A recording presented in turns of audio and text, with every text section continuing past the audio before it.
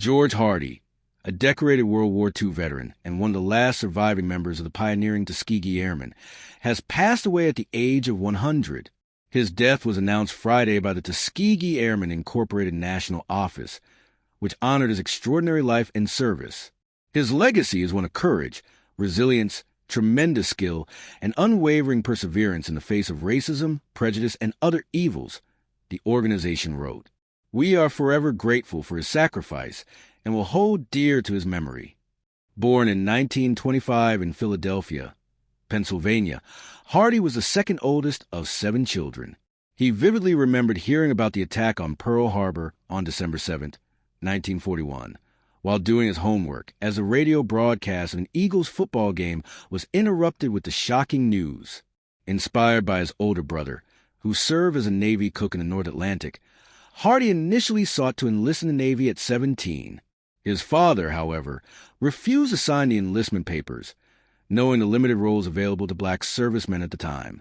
Determined to serve, Hardy joined the U.S. Army Air Forces and completed the Aviation Cadet Training Program at the Tuskegee Army Airfield in 1944.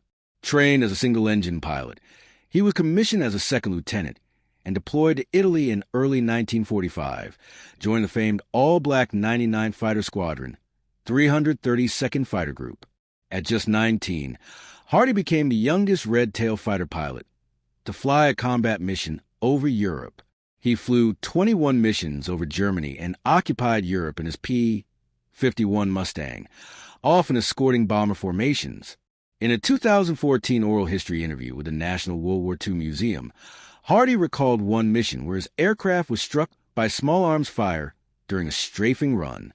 I saw a flash of light coming through the cockpit floor, he said. Something had splintered the aluminum, and light started shining on my feet. Despite the danger, Hardy completed the mission, aware that many pilots didn't return from such sorties. After World War II, Hardy continued his distinguished military career, flying 45 combat missions during the Korean War and 70 more during the Vietnam War. He earned a bachelor's degree in electrical engineering and a master's in systems engineering from the U.S. Air Force Institute of Technology in Dayton, Ohio. Hardy later worked on the Department of Defense's first global military telephone system and retired from the U.S. Air Force in 1971 as a lieutenant colonel after nearly 30 years of service. Following retirement, Hardy devoted himself to preserving the legacy of the Tuskegee Airmen, visiting schools and sharing their story of perseverance and excellence. The Tuskegee Airmen were the first African-American military aviators in U.S. history, created in 1941 at the urging of First Lady Eleanor Roosevelt.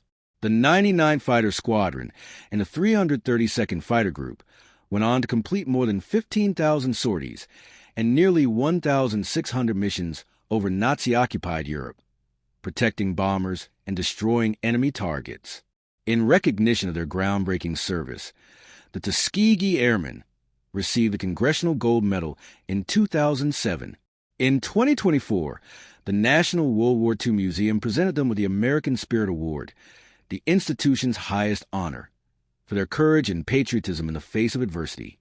Accepting the award on behalf of his fellow airmen, Hardy reflected, "When I think about the men who flew before me and with me at Tuskegee, and the fact that we proved we could do anything anyone else could do, and it's paid off today, it's hard to believe that I'm here receiving this award with them.